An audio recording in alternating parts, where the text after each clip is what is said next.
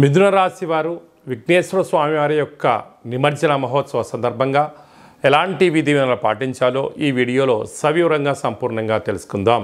మిథున రాశిలో ఏ నక్షత్రాలు వస్తాయనగా విశేషమైనటువంటి మృగశిర నక్షత్రంలోని 3వ పాదం, 4వ పాదం, ఆరుద్ర నక్షత్రంలోని 4 పాదాలు, పునర్వసు నక్షత్రంలోని 3 పాదాలు కలిపితే మిథున రాశి.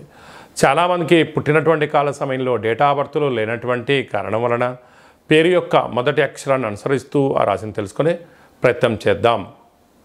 కా, కి, కు, ఖం, అజ్ఞ, చ, కే, కో, హ అక్షరాల వారందరూ కూడా మిథున రాశి జాతకులే. మిథున రాశికి అధిపతి బుద్ధ భగవానుడు కనుక విఘ్నేశ్వర స్వామి యొక్క ఆశీస్సుల కోసము స్వామివారు సాగర తీర ప్రయాణం చేస్తున్నటువంటి కాల సమయంలో పెసరపప్పుతో కూడుకున్నటువంటి ఒక 5 ప్రమిదలను రెడీ చేసుకొని అందులో 18 ఒత్తులను వేసి స్వామివారికి మంగళ నీరాజనంను సమర్పించినట్లయితే మంచి బుద్ధి, మంచి జ్ఞానము, జాతకంలో ఉన్న గృహ దోషాలు తొలగిపోవడము, రాశిలోనే కుజ భగవానుడు ఉన్నాడు కనుక అంతర్గతమైనటువంటి శత్రులు, బహిర్గతమైనటువంటి దృష్టి యొక్క ప్రభావము తొలగిపోయి మీరు అనుకుంటున్నటువంటి భూయోగము, గృహయోగము, రాజయోగము మిథున రాశి వారి సొంతమవుతాయని చెప్పి గమనించాలి.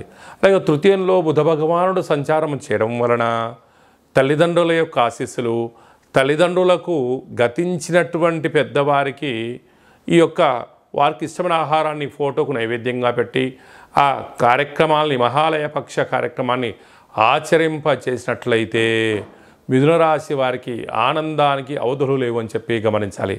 అర్ధాష్టమ రవి శుక్రకేతు సంచార స్థితి ఉన్నప్పుడు మీ జన్మ నక్షత్రం రోజున పూర్ణిమ, అమావాస్య తిథుల యందున దూరావాయు జల ప్రయాణాలు పెట్టుకోవద్దు. అలాగా కొద్దిపాటి స్వల్పమైనటువంటి అనవసరమైన ఖర్చులు ఉండేటువంటి అవకాశాలు ఉన్నాయి. తస్మాత్ జాగ్రత్త.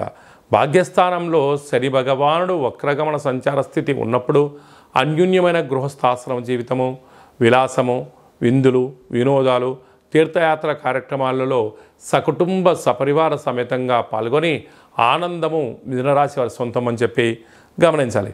రాజ్యస్థానంలో రాహు సంచారం చేయడం వలన ప్రమోషన్స్, ఉద్యోగ మార్పిడి, ధన ఆకర్షణ, స్థిరచరాస్తులు మీ సొంతమైతే అని చెప్పి గమనించాలి. వ్యయంలో దేవగురు బృహస్పతి సంచారం చేయడం వలన ఆధ్యాత్మికత, దానము, ధర్మము, యోగా, ఆసనము, మెడిటేషను, ఆధ్యాత్మికమైనటువంటి చర్చలలో పాల్గొనడం, మంచి పుస్తకాలు చదువుకోవడం వలన మనశ్శాంతి మిథున రాశి వారి సొంతమవుతుందని చెప్పి గమనించాలి.